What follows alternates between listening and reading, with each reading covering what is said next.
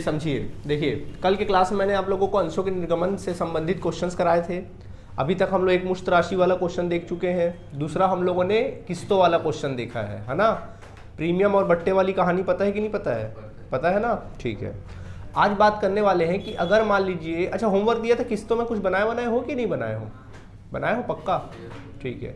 आज मैं बताने वाला हूँ आप लोगों को कि अगर मान लीजिए अंशों के निर्गमन जैसे आप लोग करते हो और प्रीमियम पे निर्गमन कर रहे हो, राशि किस्तों में वसूल कर रहे हो, या बट्टे पे निर्गमन कर रहे हो, राशि किस में वसूल कर रहे हो, किस्त में वसूल कर रहे हो, तो सवाल उठता है कि जो प्रीमियम का रकम होगा या बट्टे का रकम होगा वो कौन से इंस्टॉलमेंट के साथ एडजस्ट करेंगे?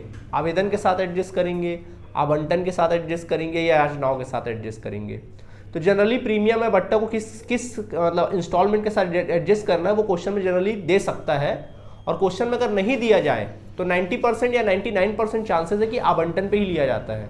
जब क्वेश्चन में कोई इन्फॉर्मेशन ना हो प्रीमियम या फिर बट्टे के बारे में कि किसके साथ एडजस्ट किया जाए, तो उसको हमेशा किसके साथ एडजस्ट किया जाएगा? प्रीमियम के साथ एडजस्ट किया जाए, सॉरी आवंटन के साथ एडजस्ट किया जाएगा। किसके साथ एडजस्ट किया जाएगा? आवंटन के साथ। तो आवंटन के साथ कैसे मांगोगे? तो देखो, यदि प्रीमियम पर निर्गमन हो, किसमें निर्गमन हो? पहला कंडीशन, यदि प्रीमियम पर निर्गमन हो, जैसे अंशों का निर्गमन तुमने प्रीमियम पे किया है, प्रीमियम पर निर्गमन हो, ठीक है। जैसे मान लीजिए अंशों का निर्गमन तुमने किस पे किया हो? प्रीमियम पे निर्गमन किया हो, ठीक है। अब उसको किसके साथ एडजस्ट करने वाले हो? प्रीमियम के रकम को आवंटन के साथ। तो नॉर्मल जैसे एंट्री करते हो आवेदन का, बैंक खाता विकलन अंश आवेदन खाते से, अंश आवेदन खाता विकलन अंश पूंजी खाते से, वो करोगे। अब बारी आएगी किसकी? आवंटन की। अच्छा एक बात बताओ, अगर आवंटन में कोई पैसे मांगते हो तो क्या एंट्री करते हो आप लोग? हाँ करते हो, अंश आवंटन खाता विकलन अंश पूंजी खाते से। यहां पर भी वही करोगे, क्या लिखोगे? अंश आवंटन खाता विकलन, अंश आवंटन खाता विकलन, अंश आवंटन खाता विकलन अंश पूंजी खाते से, ऐसा लिख देना, अंश आवंटन खाता विकलन अंश पूंजी खाते से। आई बात समझ में आप लोगों को? ठीक। अब यहाँ पे बच्चों एक एक्स्ट्रा चीज है, वो है तुम्हारा प्रतिभूति प्रीमियम। क्या है यहाँ पर? प्रतिभूति प्रीमियम। तो प्रतिभूति प्रीमियम हमेशा समाकलन होता है कि विकलन होता है? समाकलन। तो बस प्रतिभूति प्रीमियम को भी क्या कर देना? समाकलन। प्रतिभूति प्रीमियम खाते से, प्रतिभूति प्रीमियम खाते से, ठीक। ये एंट्री होती है। तो जब भी कभी प्रीमियम के साथ अगर आवंटन की मांग करोगे तो क्या एंट्री करोगे? अंश आवंटन खाता विकलन अंश पूंजी खाते से, प्रतिभूति प्रीमियम खाते से। समझ में आ गया आप सभी को? ठीक है। अब बारी आती है अमाउंट फिल करने की। किसकी बारी आती है? यही बच्चे चकरा जाते हैं, तो आपको चकराना नहीं है, दिमाग लगाना है। आवंटन मतलब आपको क्या करना है, उसका अमाउंट कैसे फिल करोगे। सबका ध्यान बोर्ड की तरफ। तो देखो क्या करना, मैं एग्जाम्पल देके समझा रहा हूँ। जैसे मान लीजिए आप ये देखना कि आवंटन की फीस कितनी है। जैसे मान लीजिए आवंटन की फीस कितनी है? 5 रुपये है, और प्रीमियम की रकम अपने को कितना दी है क्वेश्चन में? मान लो 2 रुपये प्रीमियम का रकम है, ठीक है। ओके, तो आप आपको क्वेश्चन को पढ़ना और आवंटन की फीस देखना कितनी है, ठीक है। क्वेश्चन में कुछ भी लिखा रहा है, आवंटन की फीस कितनी है ये बताओ? 5 रुपया। फीस कितनी भैया? 5 रुपये, जिसमें प्रीमियम भी शामिल है और शामिल रहेगा ही। तो फीस से मतलब आपको, प्रीमियम किसी से मतलब नहीं, फीस कितनी है बताओ? 5 रुपये। तो आवंटन खाता हमेशा उसकी फीस से विकलन होगा, यानी 5 के भाव से क्या होगा? विकलन होगा। फिर बात ये प्रीमियम, प्रीमियम कितने का है? 2 रुपये। तो प्रीमियम में डाल देना 2 रुपये, तो बचे पैसा किस में जाएगा? अंश पूंजी खाते में। इस प्रकार से अमाउंट फिल करोगे। क्लियर है आप सभी को? इस प्रकार आवंटन की मांग कर लोगे। नरेशन लिख सकते हैं, प्रीमियम सहित आवंटन की मांग, प्रीमियम सहित आवंटन की मांग, ये आप नरेशन लिख सकते हो। अब बारी आती मनी रिसीव करने की। तो बताओ जब मनी रिसीव करते हो क्या एंट्री करते हो? बोलो जल्दी। हाँ बिल्कुल, बैंक खाता विकलन किससे? अंश आवंटन खाते। जब पैसा रिसीव करोगे वहां प्रीमियम फीमियम किसी को ध्यान मत देना। रिसीव करने के टाइम पे आप प्रीमियम को पूरी तरीके से इग्नोर करोगे। क्या एंट्री करोगे? बैंक खाता विकलन अंश आवंटन खाते से। बताओ आवंटन में आपने कितना पैसा मांगा था? 5 रुपए। तो 5 ही रुपए क्या कर लोगे? वसूल कर लोगे। नेट से एकदम सिंपल है। कोई दिक्कत? बच्चे बड़े जबरदस्ती का कंफ्यूज रहते हैं, अरे उसमें जोड़ना है, उसमें घटाना है, प्रीमियम में क्या करना है। अरे सबको इग्नोर करो भैया, जो सिखाया है उसको ध्यान दो। आवंटन खाता विकलन हमेशा कौन से रुपए से होगा? जितना उसकी फीस रहेगी उतने उससे होगा। प्रीमियम का पैसा प्रीमियम से होगा, बचा पैसा अंश पूंजी में जाएगा। जब मनी रिकवर करोगे तो कॉमन सेंस की बात है, आपने मांगा कितना? 5 रुपये, तो वसूल भी कितना करोगे? 5 रुपये। कहानी खत्म, ठीक है। नरेशन लिख सकते हो, आवंटन राशि की प्राप्ति, आवंटन राशि की प्राप्ति। आवंटन राशि की क्या लिख लेंगे अपन लोग? प्राप्ति लिख लेंगे। आई बात समझ में कि नहीं आई? इस तरह से, ठीक है। अब बारी आती किसकी? अब अंशों का निर्गमन अगर किस पे किया जाए? बट्टे पर निर्गमन हो। अगर अंशों का निर्गमन किस पे हो? बट्टे पर निर्गमन हो। अगर अंशों का निर्गमन किस पे किया गया है? बट्टे पर किया गया है, तब क्या होगा? तो बताओ, उसको भी एंट्री अपन, उसका भी एडजस्टमेंट किसके साथ करेंगे? आवंटन के साथ। बोलो आवंटन मांगते हो तो क्या एंट्री करते हो जनरली? जल्दी बोलो। अंश आवंटन खाता विकलन अंश पूंजी खाते से करते हो। जब बट्टा यहाँ पर है तो फिर क्या होगा, बट्टा हमेशा क्या होता है, विकलन। तो फिर एंट्री बन जाएगा अंश आवंटन खाता विकलन, अंश आवंटन खाता विकलन, अंशों पर बट्टा खाता विकलन, अंशों पर बट्टा खाता विकलन, बट्टा खाता विकलन किससे, अंश पूंजी खाते से, अंश पूंजी खाते से। ऐसे नहीं आया समझ में, क्या लिखेंगे, बट्टे सहित, बट्टे सहित आवंटन की मांग, बट्टे सहित क्या लिखेंगे, आवंटन की मांग। ऑलराइट, कोई परेशानी, इस तरह से, ठीक है। अब फीस की बात करते हैं। चलो मैं एग्जांपल देता हूँ। मान लीजिए क्वेश्चन में दिया है आवंटन की फीस है मान लो 5 रुपये, आवंटन की फीस कितनी रुपए है, 5 रुपए है। और बट्टे की फीस है मान लो 2 रुपये, बट्टा कितने रुपए का है, 2 रुपये का। अमाउंट फिल करना है तो मैंने क्या सिखाया, वही फॉर्मूला अपनाओ। आवंटन खाता विकलन कितने रुपए से होता है, जितना फीस है, कितना फीस है तो 5 ही रुपए से होगा, जितना फीस है उतने से, 5 है, 10 है तो 10, 5 है तो 5, 2 है तो 2। अच्छा, बट्टा कितना फीस है, 2 रुपया। अंश पूंजी में कितना जाएगा, 7 रुपये, कहानी खत्म। अब जब मनी रिकवर करोगे क्या एंट्री करोगे, बैंक खाता विकलन, बैंक खाता विकलन अंश आवंटन खाते से। पैसा कितना मांगे थे तो अमाउंट भी कितने के भाव से डालोगे, 5 के भाव से। नरेशन लिख लेना, आवंटन राशि की प्राप्ति, आवंटन राशि क्या लिखेंगे, प्राप्ति। कोई परेशानी यहाँ तक, प्लीज नोट कर लीजिए जल्दी से। ओके स्टूडेंट, चलो बात नहीं करो, ध्यान दो। चलो देखो, एक क्वेश्चन मैं आपके सामने पेश कर रहा हूँ, एक क्वेश्चन बताऊँ तुम लोगों को। चलो एक क्वेश्चन बना के देखते हैं, ठीक है। थोड़ा मैं अपने तरफ से क्वेश्चन, अभी क्या है तुम लोग क्वेश्चन मैं अपने तरफ से करा रहा हूँ, ऐसे ऐसे क्वेश्चंस करा दे रहा हूँ ताकि बुक के सारे क्वेश्चंस बने। अभी बुक में कुछ हॉच पॉच टाइप के क्वेश्चन है, बुक के क्वेश्चन में होमवर्क दिया करूंगा तुम लोगों को, ठीक है। अभी फिलहाल क्योंकि ये चैप्टर थोड़ा सा अलग टाइप का है, इसलिए थोड़ा मैं हर प्रकार के क्वेश्चन, हर वैरायटी क्वेश्चन आपको करा दे रहा हूँ, ठीक है। देखिए एक क्वेश्चन मैं आपके सामने पेश कर रहा हूँ, थोड़ा आपकी बुक से इंस्पायर है बट थोड़ा अलग है।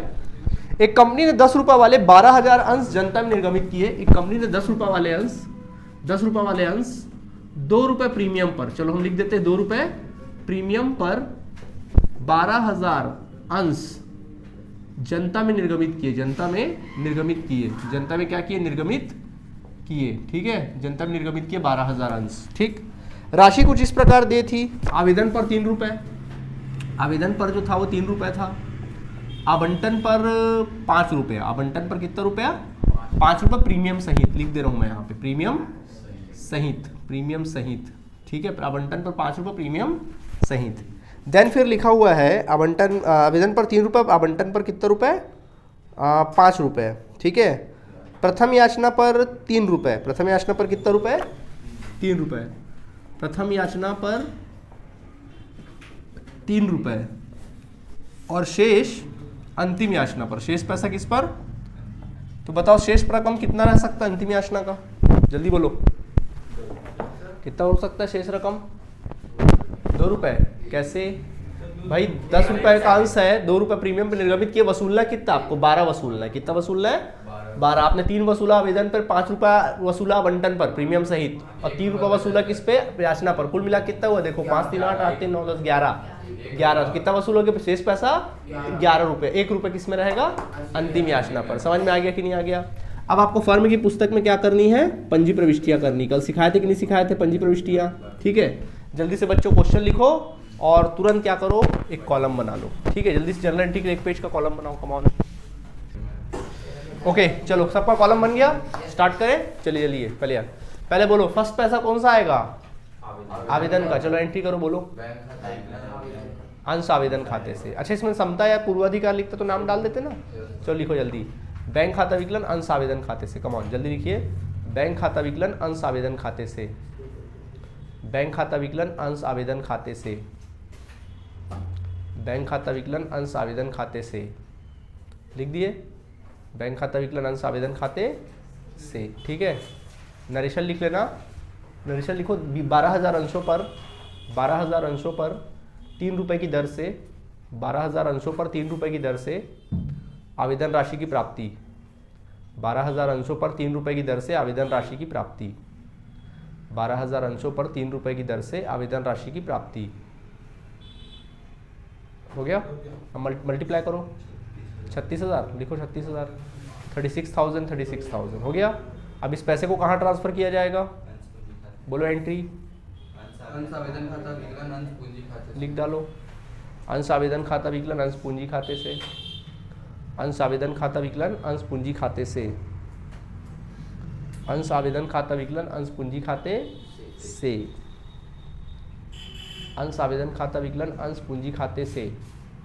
लिख लिए? अंश आवेदन खाता विकलन किससे? अंश पूंजी खाते से। ठीक है, कितने रुपए? 36,000 रुपये। अब आप किसकी मांग करेंगे? आवंटन के साथ प्रीमियम। हाँ, आवंटन सहित प्रीमियम है ना, बोलो एंट्री। अंश आवंटन खाता विकलन अंश हाँ। पूंजी खाते से प्रतिभूति प्रीमियम। वेरी गुड, लिखो अंश आवंटन खाता विकलन अंश पूंजी खाते से प्रतिभूति प्रीमियम खाते से।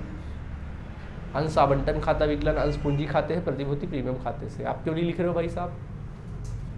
लिखो ना, आप क्या कर रहे हो? बैठे हो क्या? क्यों नहीं लिख रहे हो? अंश आवंटन खाता विकलन अंश पूंजी खाते से प्रतिभूति प्रीमियम खाते से। ठीक है, अंश आवंटन खाता विकलन अंश पूंजी खाते से प्रतिभूति प्रीमियम खाते से। ओके, चलो अमाउंट फिल करें। बोलो आवंटन का फीस कितना है? 5 रुपये। तो 5 के भाव से करोगे आवंटन विकलन कि नहीं करोगे? चलो 5 रुपये के हिसाब से आवंटन करो। 12 पंचे 60,000, 12,000 इंटू 5 करो, वही ब्रैकेट में लिख लो कहीं पे। 12,000 इंटू 5 आवंटन खाता विकलन करो। 12,000 इंटू 5 60,000 रुपये से आवंटन खाता विकलन 12,000 इंटू 5 60,000 रुपये डालो। डाल दिए। इसके बाद अंश पूंजी को भी छोड़ दो, प्रीमियम में ध्यान दे।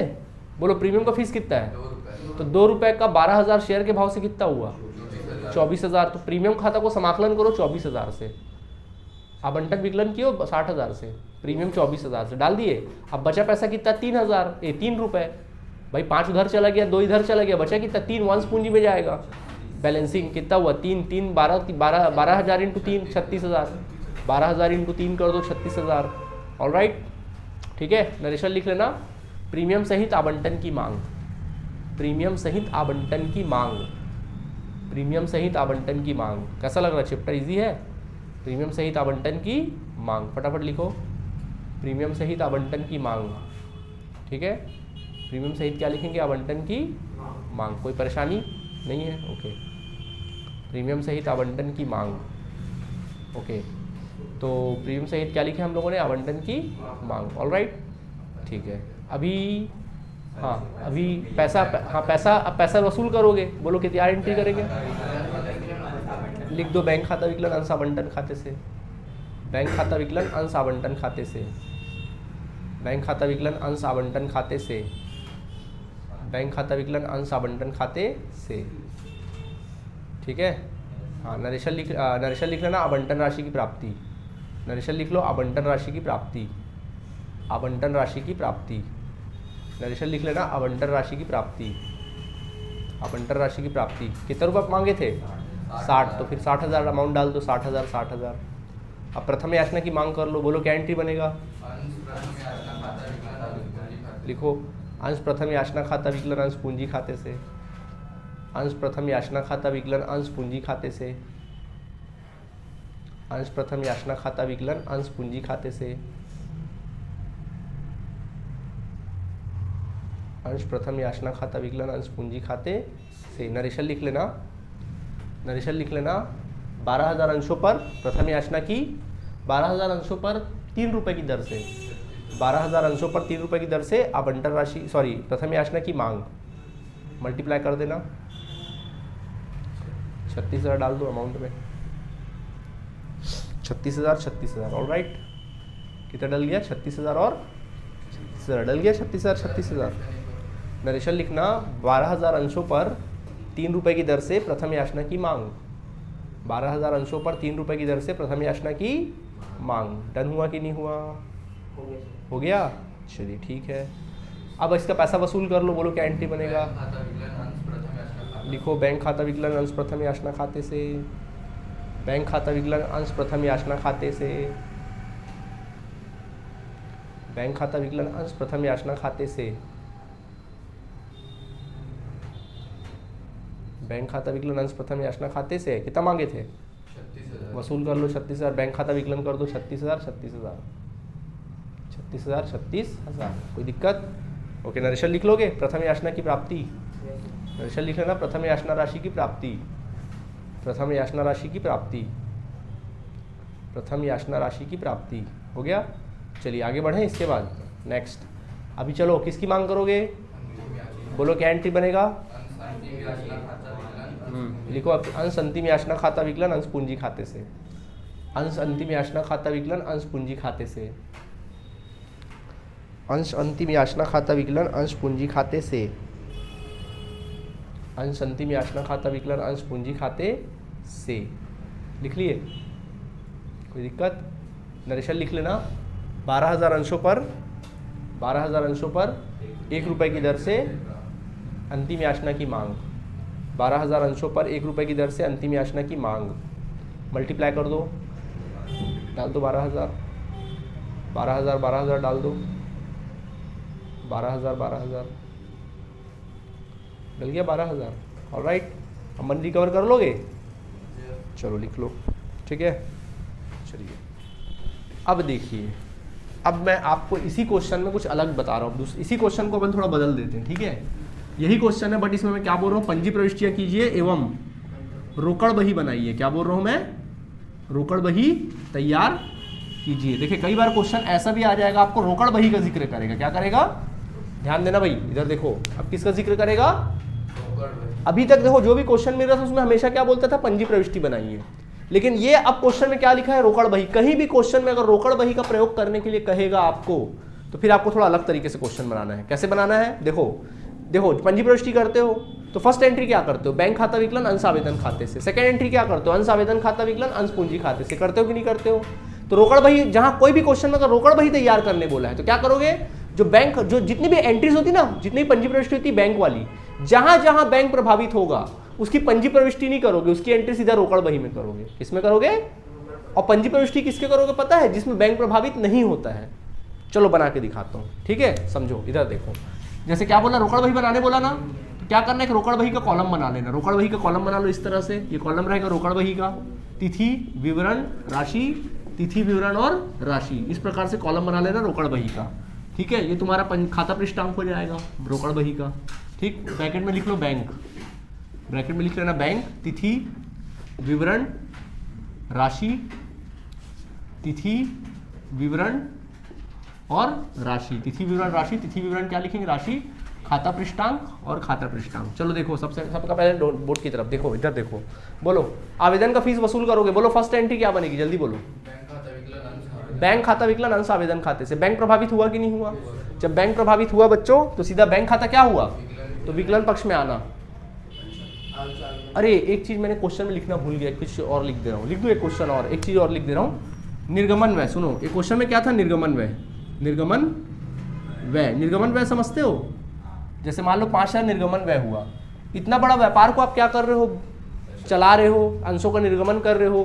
तो भाई इस प्रोसेस में जब अंशों का निर्गमन करोगे, इस प्रोसेस में निर्गमन व्यय होगा कि नहीं होगा, एडवर्टाइजमेंट का खर्चा, प्रिंटिंग विंटिंग का खर्चा, जो सर्टिफिकेट बनाओगे, तो ये निर्गमन व्यय होता है। क्या होता है, तो अंत में आपको निर्गमन व्यय की एंट्री करनी पड़ती है। चलो उसकी पंजी प्रविष्टि कर लो, वहाँ पे निर्गमन व्यय की पंजी प्रविष्टि कर लो।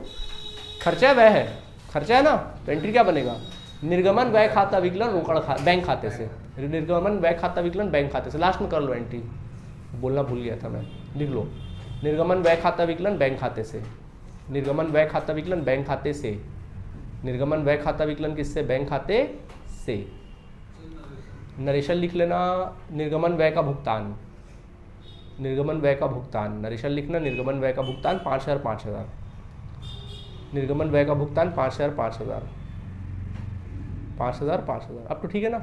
अच्छा चलो अब अपन फिर वापस क्वेश्चन में आ जाते हैं। क्या बोला था मैंने, रोकड़ बही की बात कर रहा था। किसकी बात कर रहा था, तो जो भी क्वेश्चन में अगर रोकड़ बही का जिक्र करे तब आपको थोड़ा अलग तरीके से क्वेश्चन बनाना है। जहां जहां बैंक प्रभावित होगा उसकी एंट्री किसमें करोगे, रोकड़ बही, और जहां जहां बैंक प्रभावित नहीं होगा उसकी एंट्री किसमें करोगे, नॉर्मल पंजी प्रविष्टि करोगे। जैसे फर्स्ट एंट्री, बैंक का आवेदन का पैसा मिला, बोलो क्या एंट्री करोगे, बैंक खाता विकलन अंश आवेदन खाते से। तो बैंक खाता प्रभावित हुआ तो बैंक खाता विकलन हुआ समाकलन हुआ, तो विकलन पक्ष में आना और लिख देना, डेट तो है नहीं तो नंबर 1 डाल देना, लिखना अंश आवेदन खाते से। क्या लिखोगे, अंश आवेदन खाते से। कितने रुपए अंश आवेदन खाते से, देखो 36,000, कितना आएगा 12,000 के हिसाब से 36,000। अब अगला पैसा किसका वसूल करोगे, अच्छा आवंटन की मांग करोगे। तो क्या एंट्री किए, अंश आवंटन खाता विकलन अंश पूंजी खाते से प्रतिभूति क्या यहाँ बैंक प्रभावित हुआ? नहीं। अरे सॉरी यार, एक मिनट, पहली एंट्री आपने वसूल करने की दूसरी एंट्री ट्रांसफर करने की करोगे ना, अंश आवेदन को खाते को ट्रांसफर करोगे ना, फर्स्ट एंट्री कर दी। अब सेकंड एंट्री क्या होगी? उस आवेदन का पैसा कहाँ ट्रांसफर होगा? अंश पूंजी खाते में। क्या एंट्री बनेगा? अंश आवेदन खाता विकलन अंश पूंजी खाते से। क्या बैंक प्रभावित हुआ? No sir. तो इसकी पंजी प्रविष्टि लिख दो। चलो पंजी प्रविष्टि लिखो। रोकड़ बही के लिए थोड़ा जगह छोड़ लो, रोकड़ बही के लिए जगह छोड़ लो, जगह मत छोड़ो, सीधा पंजी प्रविष्टि लिखो, रोकड़ बही बाद में बना लेना। हाँ नहीं, अलग से नया क्वेश्चन है भाई, क्वेश्चन नया है ना, क्वेश्चन के लिए जगह छोड़ देना। सुनो, पहले क्वेश्चन के लिए जगह छोड़ो, क्वेश्चन लिखना पड़ेगा, क्वेश्चन के लिए आधे पेज का जगह छोड़ो, उसके बाद कॉलम बनाओ छोटा सा, ज़्यादा बड़ा कॉलम मत बनाना, आधा पेज का जनरल एंट्री के लिए कॉलम बनाना। जल्दी जल्दी हाथ चलाओ। क्वेश्चन लिखने के लिए जगह छोड़े हो कि नहीं छोड़े हो? हाँ, पंजी प्रविष्टि के लिए कॉलम बनाओ, ज़्यादा नहीं, आधे पेज का बनाना, ज़्यादा मत बनाना, आधे पेज का बनाना। बन गया कॉलम?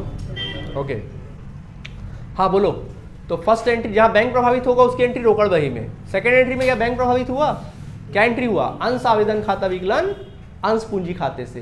तो बोलो प्रभावित हुआ, तो इसकी पंजी प्रविष्टि लिख दो। चलो नंबर 1 डालो, लिखो अंश आवेदन खाता विकलन अंश पूंजी खाते से। एंट्री लिखो अंश आवेदन खाता विकलन अंश पूंजी खाते से, अंश आवेदन खाता विकलन अंश पूंजी खाते से, अंश आवेदन खाता विकलन अंश पूंजी खाते से। कितना रुपया था अमाउंट? 36,000 36,000 36,000 डाल दो। नरेशन वही लिखोगे जो हमेशा लिखते हो, बोलना पड़ेगा क्या? चलिए ठीक है, ओके नेक्स्ट। इसके बाद बोलो अब किसकी मांग करोगे? बोलो क्या एंट्री बनेगा?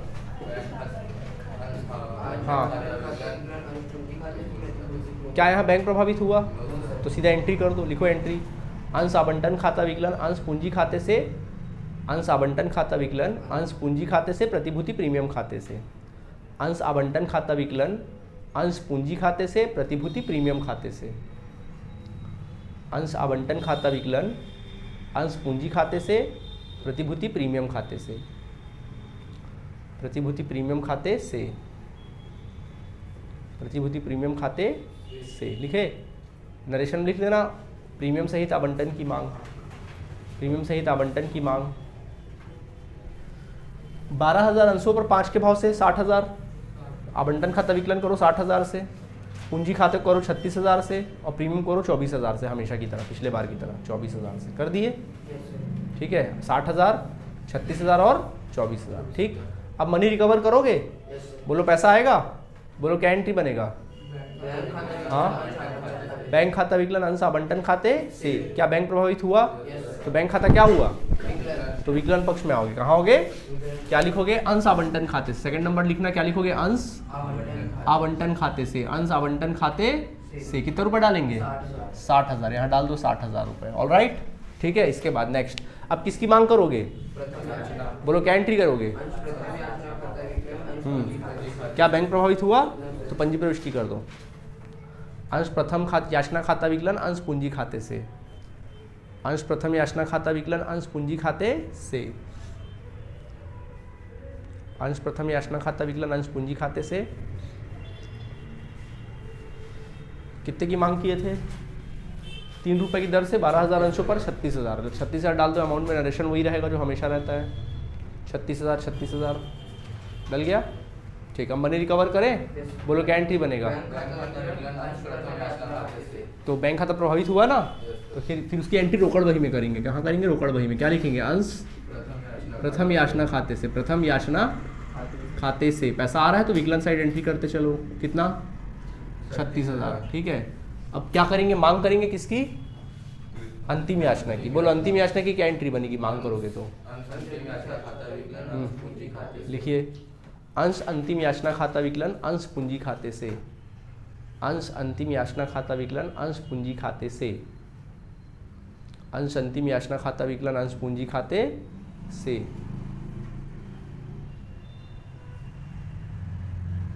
अंश अंतिम याचना खाता विकलन अंश पूंजी खाते से। कितना का भाव से होगा?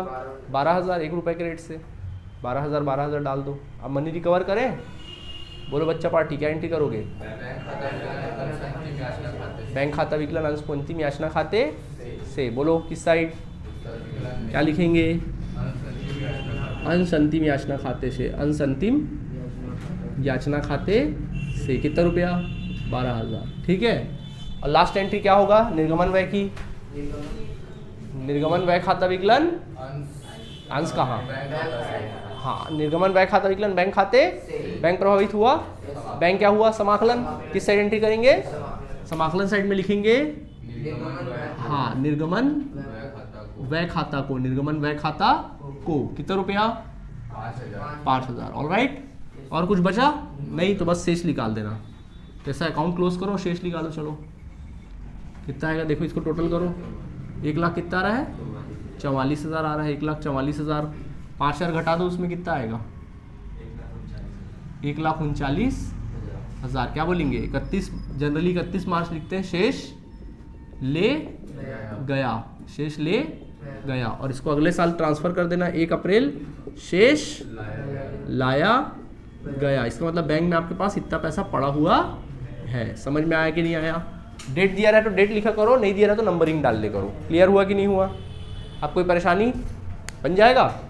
अच्छा एक बात बता रहा हूँ सुनना, देखो अभी आप लोगों से क्वेश्चन क्या होगा, तकरीबन आपकी बुक का क्वेश्चन अब मैं आपको बता रहा हूँ, आपकी बुक का ना, अब आप बुक उठाइएगा, होमवर्क दे रहा हूँ भाई आपको बनाने के लिए। अभी तक नहीं दिया था शायद होमवर्क, मैंने ना दिए थे। चलो 1 से लेकर, अब मैं बता रहा हूँ 1 से लेकर, अब आप लोग से बड़े आराम से क्वेश्चन नंबर 1 से लेकर कंटिन्यू, आपसे क्वेश्चन नंबर 1 से शुरू करना और क्वेश्चन नंबर 16 तक, 17 तक बड़े आराम से बन जाएगा। 17 तक आपको बनाना है। कितना परसेंट कितना बनाना है? 17 तक आप लोग को स्वयं क्या करना है, बनाना है। 17 तक होमवर्क रहेगा बॉस, ठीक है? 17 तक बना लेना, नहीं बनता है एग्जाम्पल्स बनाओ लो। वैसे कोई डाउट होगा तो मैं तो बताऊंगा ही 17 तक, बाकी बच्चे भी एग्जाम्पल्स बना सकते हो, एग्जाम्पल्स भी बनाओ, एग्जाम्पल में भी और अच्छे समझ में आ जाएगा। तो इतना क्वेश्चन बता दिया कि 17 तक के क्वेश्चन आराम से बना लोगे। अब बनाएगा? अच्छा एक चीज़ मैं हिंट कर रहा हूँ, सुनना, ठीक है? बाकी तो खैर हम बैठेंगे बताने के लिए, आप लोगों को कोई डाउट होगा तो बताएंगे। अच्छा देखो, जैसे मैं बोला था अंशों को निर्गमित करते हो, जैसे अंशों का आपने निर्गमन किया, जैसे मैं बोलता हूँ 10,000 अंशों का निर्गमन किया, तो 10,000 अंशों का निर्गमन किया तो मान लीजिए, अब देखो जो अभिदान होता है, अभिदान मतलब मांगना। अब जैसे मान लो अल्प अभिदान आया, कैसा अभिदान आया? अल्प अभिदान। इसका मतलब समझना, मार्केट में तुमने 10,000 अंश क्या किए, निर्गमित किए, लेकिन मांगने वाले ना 8,000 आए। अभिदान कितने अंशों के लिए आया? तो क्या करोगे भाई, तुमने बेचने के लिए कितना निकले थे, लेकिन तुम्हारा बिका कितना? तो सारा क्वेश्चन कौन से शेयर के हिसाब से बनेगा? 8,000 के हिसाब। सारा क्वेश्चन जो बनेगा पूरा 8,000 के हिसाब से बनेगा। आवेदन, आवंटन, याचना, अंतिम याचना पूरा किसके हिसाब से बनेगा? क्योंकि भैया आपने 10,000 बेचा है परंतु बिका कितना है? 8,000 बिका है। तो भैया फिर सारा क्वेश्चन किसके हिसाब से बनेगा? 8 के हिसाब से बनेगा। समझ में आ गया? इस सिचुएशन को बोलते हैं अल्प अभिदान। क्या बोलते हैं? अल्प अभिदान। मतलब हमने मार्केट में निकाला 10,000 परंतु कम आया, मांग कितना आया, इसको अल्प अभिदान बोलते हैं, ठीक है? एक होता है अति अभिदान। अति अभिदान में क्या होता है? अति अभिदान, अति अभिदान में क्या होता है? देखो जैसे मान लीजिए आपने इशू किया था कितना शेयर, 10,000, लेकिन मांगने वाले आ गए कितना, 15,000। क्या कर सकते हो आप? शेयर बढ़ा दो? नहीं, रूल है भैया, नहीं बढ़ा सकते। ऐसा नहीं कि 10,000 है तो 5,000 और दे दो ना, नहीं प्रीमियम भी नहीं बढ़ा, ऐसा प्रीमियम एक एक नहीं बढ़ाया जाता है, प्रीमियम शुरू से ही दिया रहता है। हाँ, अब आपके पास 10,000 है, आप बेचने लिखते थे 10,000, मांगने वाले आ गए 15,000, तो कितना मत दोगे? रूल है कि आप 10 ही दोगे। सर बाकी 5 का क्या करें? तो बाकी 5 का पैसा आप या तो लौटा दो या उनके आने वाले आवंटन में एडजस्ट करो। ये अलग क्वेश्चन है, मैं आपको बनवाऊंगा, तुम लोग को क्वेश्चन मैं बनवाऊंगा। अगर इस टाइप का क्वेश्चन आएगा तो छोड़ देना, मैं बनवाऊंगा आप लोगों को नेक्स्ट क्लास में। ऑलराइट, फिलहाल आपका काम क्या है कि क्वेश्चन को पढ़ना। अगर कहीं अल्प अभिदान वाला क्वेश्चन मिले तो वो तो डील कर लोगे ना। कम है तो कोई टेंशन नहीं है, ज़्यादा है तो टेंशन है। ज़्यादा वाला होगा तो छोड़ देना, कम वाला होगा तो क्या करोगे, बना लोगे। तो ये होमवर्क बन जाएगा।